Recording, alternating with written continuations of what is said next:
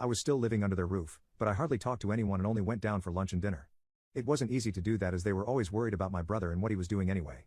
I got a full scholarship to the college of my choice, and began focusing on my studies. I impressed one of my freshman professors, and got hired as his assistant the following year. When my brother turned 18, our parents bought him a brand new car even though he hadn't even applied for any colleges. And he made sure to flaunt it in my face by saying, "Why don't you go out with friends on car trips like I do?" Oops, I forgot that you don't have a car in the first place.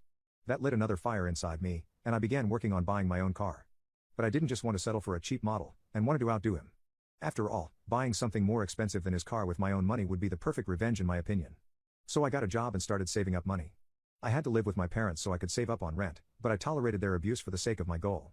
One of my friends told me that his dad owned a car dealership, and could help me out. So I went over with all the money I had at the moment in the hopes of securing a car.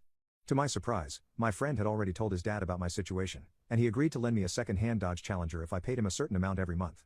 I asked him why he was doing this for a stranger, but he just laughed and said that if his son praised me, then I must be a good person. I am successful enough to not worry about my finances, and the thing that matters to me the most is my son's happiness. That is what he told me, and I was absolutely elated because I love the car. I immediately drove it around for a bit, but had to go home because I was getting sleepy. I had already decided to begin looking for an apartment at that point.